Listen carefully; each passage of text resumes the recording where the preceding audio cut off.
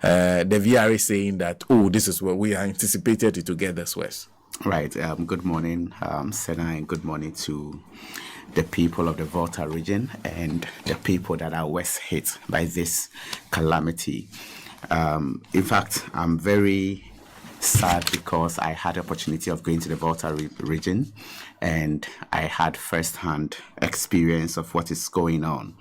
And it is nothing good for anybody to be proud to say, I am aware of what is happening and it is happening the way I planned it. Honestly speaking, a conversation like the way they had with regards to they expecting the outcome as it is self-implicating, because if this is what you envisaged and it turned out to be the way you are seeing, and this is the best you think you can manage it for lives and livelihoods to be affected like this, then I want to find out from such a person whether they are fit to be in office. Okay. So for me, it's so they are coming to you first. It's self-implicating. Yes, it's self-implicating. It's self-implicating because yes, they're trying to say it didn't hit us by surprise. We are not lost. We know what we are doing, but it is self-implicating because from risk management perspective, you didn't put in place the proper rollout plan. Okay. In fact, from the beginning, communication issues were even brought up, and so it didn't go down well with people. Like I heard you this morning when I was driving here. Someone said they were in the market. By the time they came back home, the water was everywhere. They couldn't pick anything. And so it tells you haven't communicated properly. We heard Honorable Ablakwa saying, if you are expecting this level of damage, did you not think that this is something that we should bring for national conversation?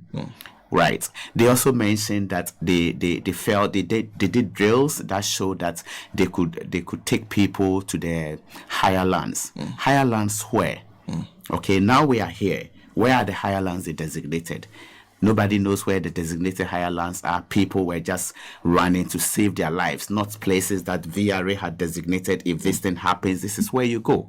Now, from my background in risk management, disaster recovery planning will mandate you to be able to have clear rollout plans and what needs to be done. So I don't know. I haven't heard anywhere where they said, okay, if this happens, ABC, the people of Mepe should go to this particular community. In this particular community, these are the infrastructure we have put in place.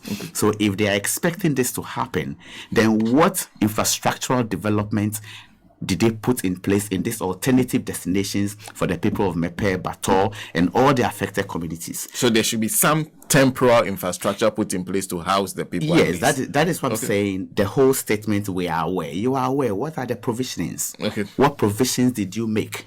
Okay, that shows that you are aware, you've thought it through, you've planned it, you've had ways and your means of protecting life and livelihood. We don't have that evidence, and it's like people are groping in the dark to fight for their lives. Okay. And we heard the MP telling us it is but for the people of Ghana, government and the VRA themselves haven't done much to salvage the situation for the people. So what are they telling us?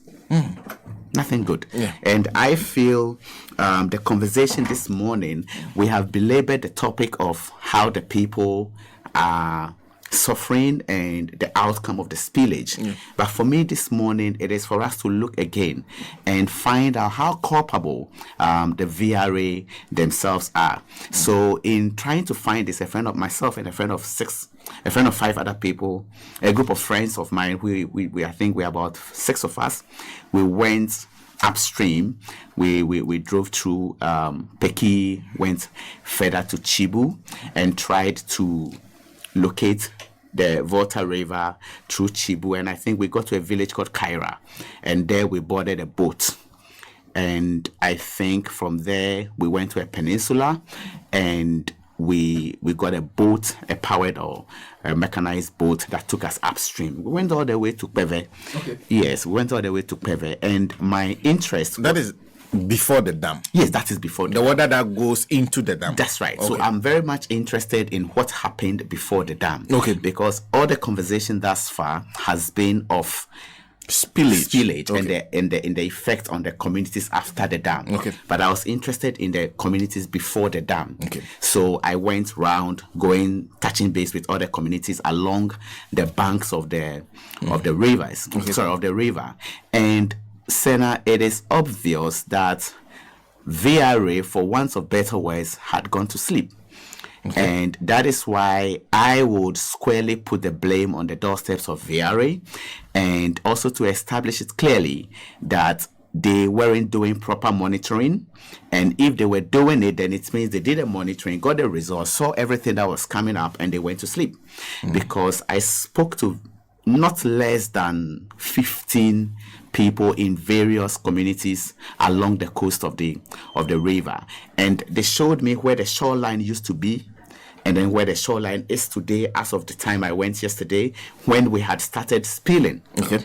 And if you see the breach, the occupation of land, the volume, the height of water that has taken these communities, and the confirmation that this has happened long ago. And it's true, because look, what period are we in? We are in a rainy season. Okay. Right from May, I think some areas rain start by late April through May up till now. We are in the heavy rainy season. So it is only natural for us to expect rainfalls happening very thick and heavy. Okay. And we know with the river volta, i.e. the black volta, the white volta, they take input from the higher lands, i.e. BFS, Burkina Faso, Mali, and Niger. If you look at the map, just basically Google and then check the map, you see the whole area of Southeast Niger, i.e. Niamey, okay, and Mali, Burkina Faso.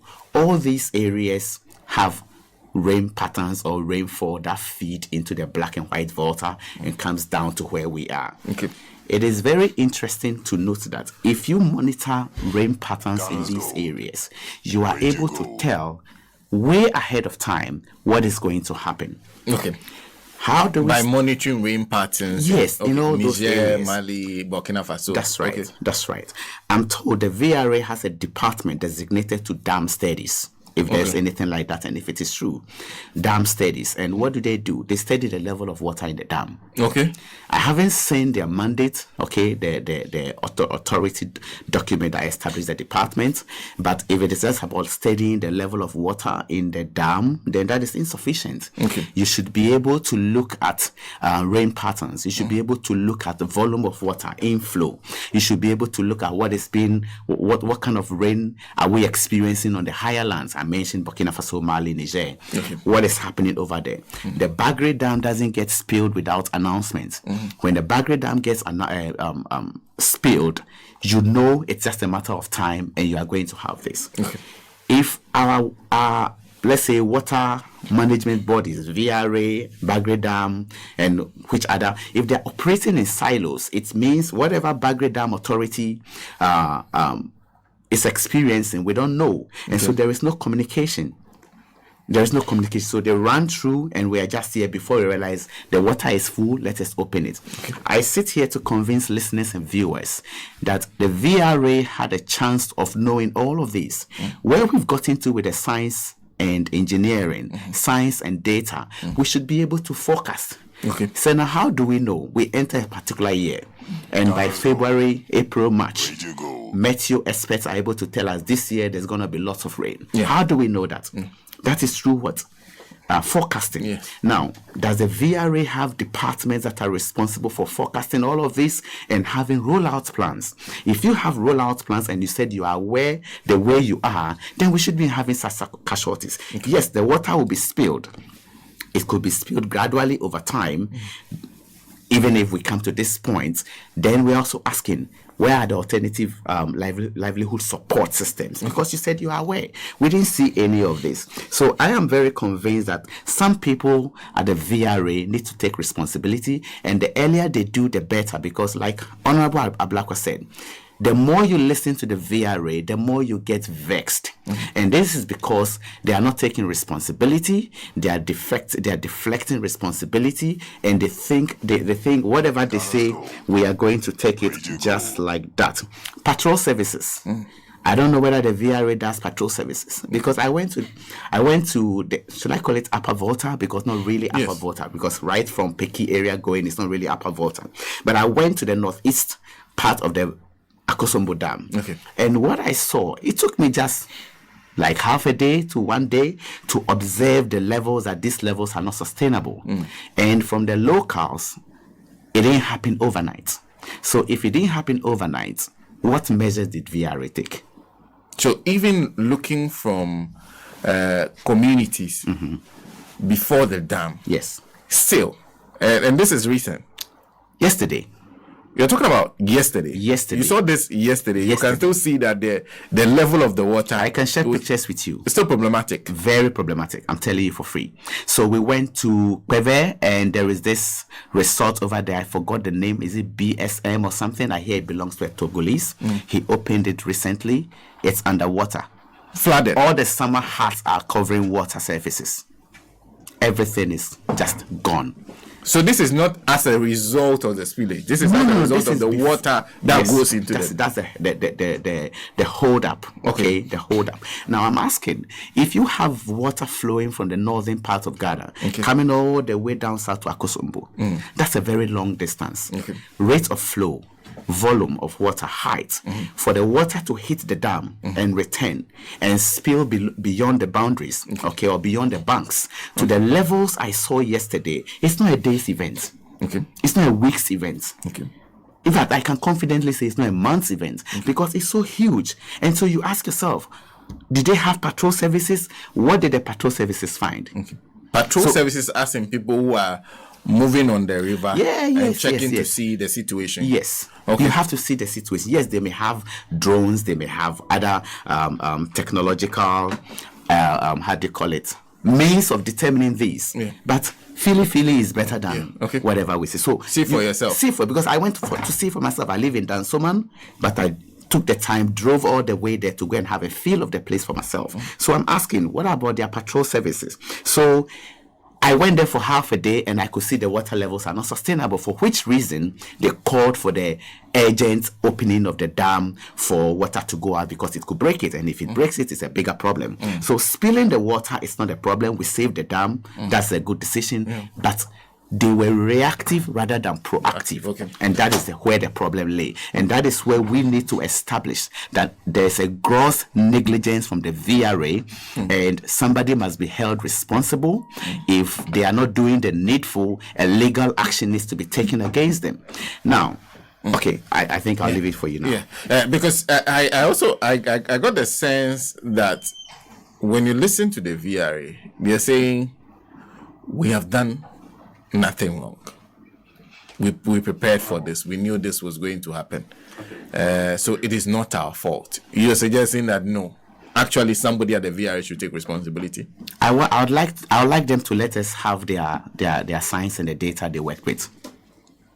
The science and the data they have worked with. They work with, because if you're telling us it is not your fault, and everything they said they did is they're just regular risk management drills, telling us you did simulation. What kind of simulation? And I was asking earlier, the simulation you did the simulation bring into effect alternative livelihood support systems? So if you're saying we are moving the people to higher land, have you identified these higher lands? Have they come out to tell us, okay, before we spilled, we went out there, gave them buses, moved them with buses, moved their food, moved their livestock and everything. We took them to, say, Dwapon, and we settled them in this area. They have these canopies, they have these tents, we have this food for them. Can the VRA convince us they've done this kind of serious work on the ground? So on what basis are they absorbing themselves that they are not to blame? Okay, I'll come back to that conversation. We hear everything, just that there's the more pressing matter of the disaster. We know the things that you've been saying. We are taking record. We'll come back to everything you have said. We haven't left the matter of the National Cathedral, so you know the cathedral is very important to me. Well, David, in fact, when you went to these areas that are before the dam, what did you see? Yes, so in fact, the gentleman who spoke from Pro East, I think he said it, or the MP That's a parliamentary candidate for the NDC. Parliamentary candidate. Good. He said it all. Because it's bad. I was surprised because, and it just tells me the level of damage prior to the spillage, because these people had a full river banks that necessitated the spillage. So it tells you they've been suffering this for much longer than even we know now, or we now know. Yes. And for me, the VRA, I'm coming back to the VRA again. The last time we had such a case as we are seeing now was 1969, where one of my research team members told me he was about 5 years at the time. 1969. 69. So spillage has been happening over the years, and most people see it as normal because, when they spill, we are still here. And so when you come and announce to the people that we are going to spill without really beating the war drums for them to know the level of spillage and the devastating nature it will be, they will take it like the way you spilled last 2 years, But this kind of spillage happened. This form of spillage happened in 1969 when he was 5 years, and he said he stood on the ECOWAS road at Vume and saw water levels at the knee and all of that. So I can tell you for free that the VRA was caught unaware just like any one of us. Now, if that is what they're doing without any proper predictive analysis, predictive and forecasting capabilities, and it is just about looking at the minimax levels of the water. When I say minimax, I'm talking about maximum level, minimum level, the buffer, operating within that buffer, and then releasing water when it has to be released, and then closing when it has to be closed. That kind of work, with all due respect, can be done by Amokola women who do buy and sell.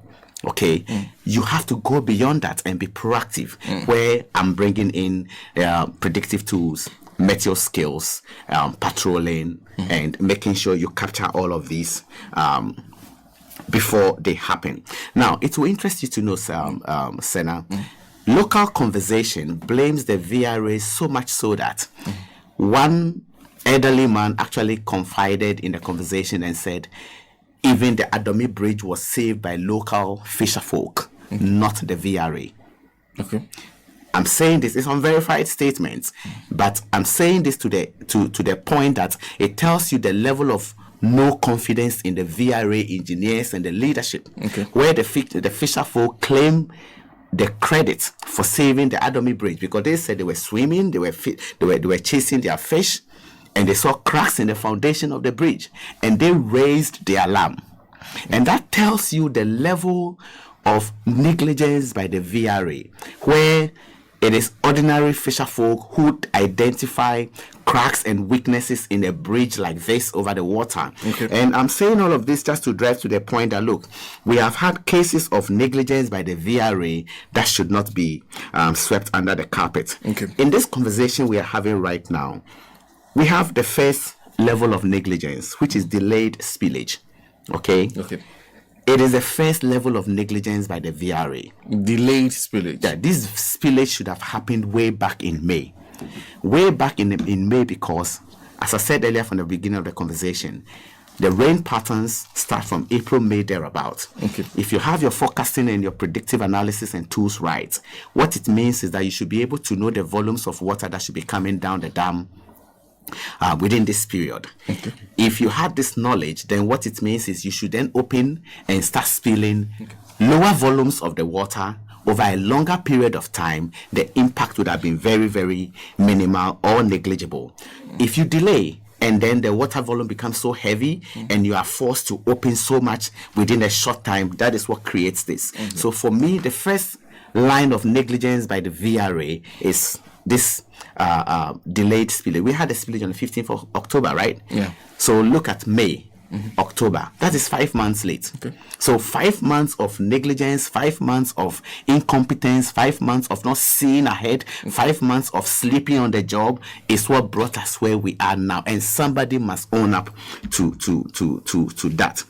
Second, I'm wondering, and this goes to government and the officials that take such decisions, a declaration of a state of emergency, Senna. In times like this, given the plethora of cases we are recording, the depth of the issue, how widespread it is and the effect it is having. Look, I shook when a pharmacy friend told me about the water going to morgues and washing, excuse me to say, the dead away.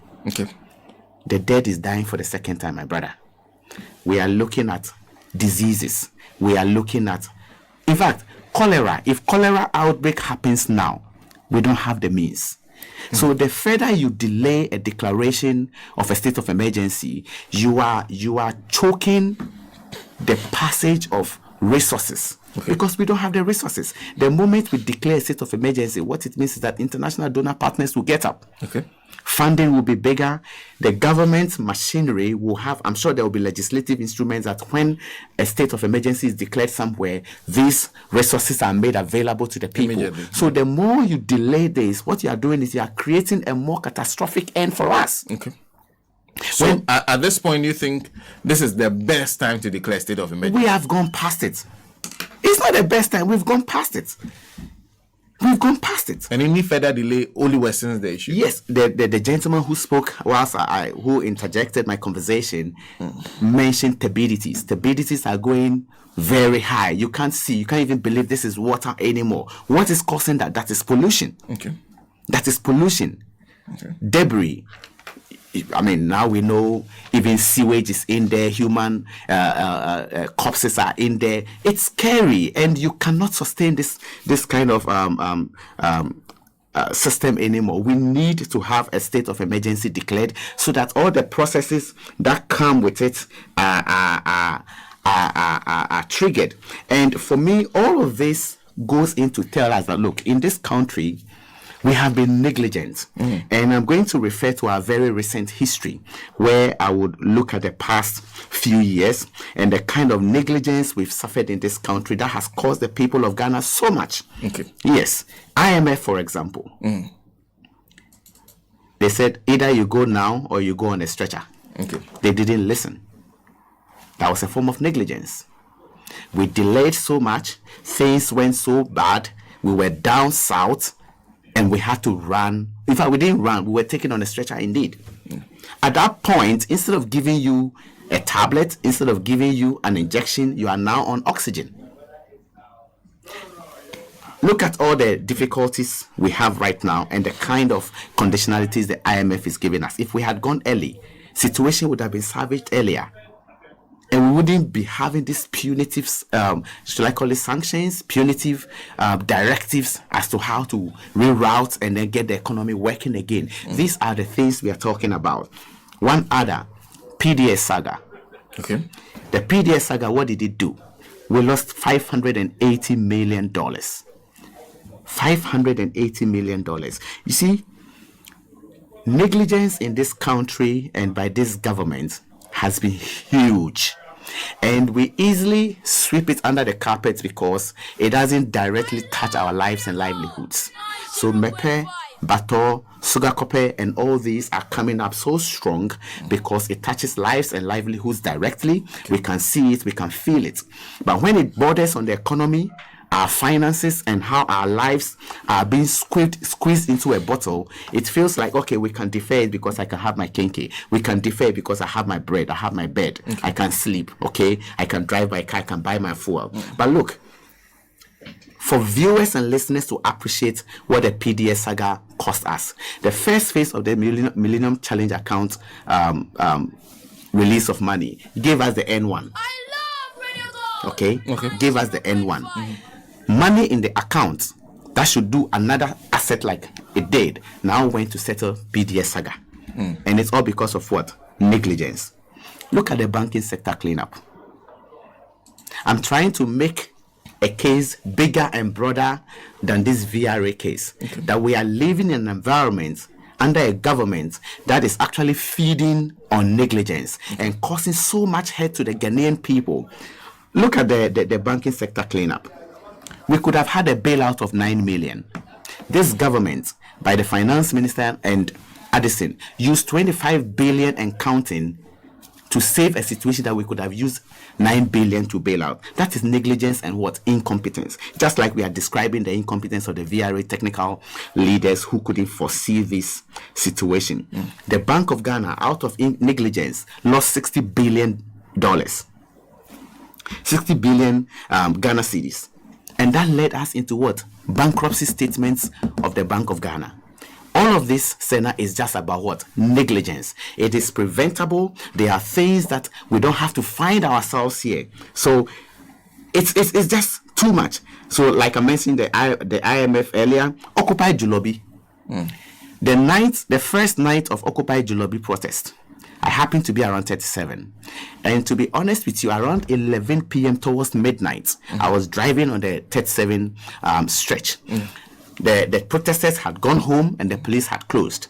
And that was about the time I was driving through the place. And I could see the resources and the logistics the police used to prevent the demonstration. Look, Senna, what they used to prevent the demonstration would be higher than how much they would have used to guide the demonstration. That is wastage, that is wastefulness, and it is coming out of what? Negligence. We are looking at the Electoral Commission.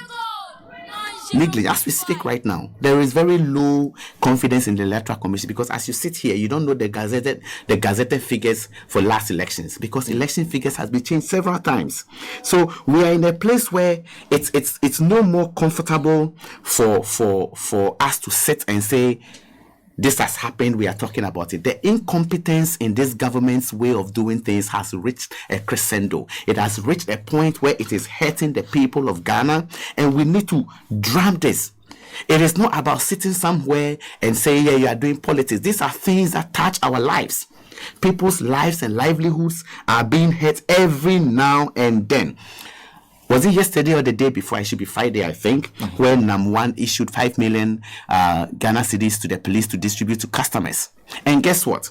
NAM1 made a statement or put out a statement on his letterhead, a letterhead of Men's Gold. Men's Gold was closed by SEC. So why is Men's Gold letterhead still actively communicating with us? Number one. Number two, SEC was the body responsible for, should I call it, collapsing NAM1 or Men's Gold. Why is the police the one distributing money? Somebody needs to explain because it's a financial sector. And whether it is under regulation or not, somebody in the financial space, a regulator in the financial space should be responsible for handling finance, not the police. So we are looking at different cases of negligence that cut across every aspect of this government's governance, and it has cost us so much. VRA is just the one we are seeing right now. We are going to beat the war drums on it, and after a few months down the lane, we have forgotten them. I heard Nancy saying today, look, at a point in time, there's going to be fatigue. The donations are going to be drying up. People coming up to give, like project fatigue. People will begin to say, okay, we've done enough. Our source, our accounts are dwindling, but the people are going to live with this for years. Businesses, look, the filth, let's assume by January, March next year, when the dry season comes and then the water recedes, the work that has to be done in these places, just because somebody was negligent and the person is bold to come out here and tell us that I did nothing, I saw it, I'm okay, it's the way I saw it, I don't think that person should be sitting. And the negligence we are experiencing now, in fact, it's a mixture of negligence and incompetence. So the person is incompetent, and the incompetence has created negligence. But the VRA insists on his own competence. Say again. In fact, there's a headline in the newspaper that where the VRA is saying you cannot question their competence. No, it is not for us to question their competence. It is what is happening. The evidence is on their pink sheet. The evidence is clear. They should go to MEPE. If that is what they forecasted, if that is what they said they saw, if that is what they thought they had planned. So you planned you were going to spill. Did they know the volumes of water? If they knew, what measures did they take? And if this is the outcome of their planning, then I think they should come again because it is woefully inadequate. Yeah. Well, what should be happening as a result of this? Because you're just taking your time to make an argument. This suggests that the VRA acted negligently in this matter. And it is their negligence that has led to what we are seeing. Now, what should happen as a result of this? Right. So we heard earlier, Honorable Okujeto Ablakwa made a clear statement that they are going to exhaust every means, to exact equity from the VRA. And that will start with going through government structures to make sure the right thing is done. And if they don't get the kind of equity they expected, they could go to court. So for me, from where I sit as an organization, it's an SOE, right? Is it an SOE? Yeah. So as an organization, if they are found indeed culpable for this, then they should pay compensations. Yes, and this is going to be very huge, because what we're talking about, I don't know. The experts will do the quantifications, but I think we need to get something from VRA. And it's not because somebody is looking to hack the blame on anyone. It's clear that they didn't really stay on top of the issues, because look, I went to these areas up northeast of the dam half a day, and I could tell the people were telling me it's been days, it's been weeks, it's been months. The water level has been rising. Okay. And as I said, the spillage should have started in May. Okay. Why didn't they? Because listen, the dam operates a minimum, maximum, minimax. In that minimax, there's a buffer. Okay. So when you start spilling, you manage it in a way that you are on the, because you know the rains are coming. This is June, July, August. The rains are definitely going to come. Okay. And if the forecast is right, then it means you should be spilling early enough. Now, when you dam water, behind the dam is a pool of water that keeps rising because you haven't opened the outlet. And when that delays, we knew the dam was going to be broken down or collapsed, so we opened the dam. However, the people behind the dam, before the dam, where I visited, started suffering this way back. So the VRA went to sleep. Okay. So if they were observing the people that were before the dam, yes, they would have told that this situation will get catastrophic if you spill, when you start spilling. Yes. So whilst they are suffering, the people on the lower Volta basin too will also start suffering. Yes, so what we're saying is, it's not as if to say, yeah, we are suffering, so open the dam, let the down south people suffer. As we speak, we started spilling this water from the 15th. Today is what? Today is 28th or what? 23rd. Yeah. Okay. I left Peve yesterday, and the level of water over there after how many days? 1 week of spillage, it's still very, very, very high. And I'm telling you for free that when you dam water and the water comes to heat and returns, it takes time for it to overflood its banks and to get the heights we are recording right now. So it didn't happen in a week or 2 or 3. No. And that's what we're saying. The spillage should have started in May. When you start in May, what it means is that you're operating within the buffer of minimax, and that will mean you just release the water just enough to be able to keep your levels working to produce, for the turbines to work to produce your power. Okay, now they didn't do that, and that is where we are right now. It is not a thing like, oh yeah, we just saw it and we told them it is coming, they just didn't move fast. No, it should have happened way back in May. It is they not opening it in May causing this. The spillage is not the problem, and the people upper side of the dam are not saying spill and let us be free. As we speak, find out the whole place is still remaining flooded. Life and livelihoods have not been restored. Resource has been abandoned. Farms gone, homes gone, boats washed away. In fact, everything Honorable Ablakwa and the gentleman from Pro East are saying are perfectly true, because I saw it with my eyes. And after 1 week, 10 days of spillage, the people up north are still struggling. So it tells you the volume of water collected, because we have spilled for 1 week already and they are still flooded. They are still struggling. So how much water?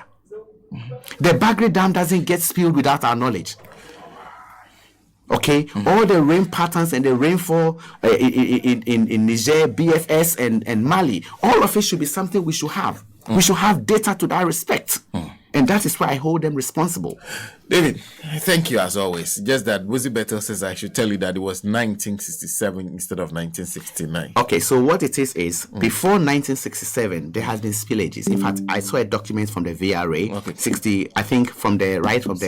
63, there has been spillages. We are talking about a spillage to this level of flooding, like, And that was 69. 69. Okay. Yeah. I think it's Like, a matter of by it's a what I subject found, of let me research. put it that way. Yeah. It's a subject of research. Yes, In fact, yes. you were told by someone who actually said they Yes. experienced it when they were 5 years. Yes, because he remembers when he was born Yeah. and when the thing happened. Yeah. Because I'm also looking at some document that put it 19, but I mentioned a series of years, not one particular year where it talked about volume of water being so high. Yes, so the years we agree, but the volume, the height, as in the damage, the level of damage of this nature is what he pegged it to 1916. But that's fine. I think it all establishes the fact that it's been 60 years way back. Yeah.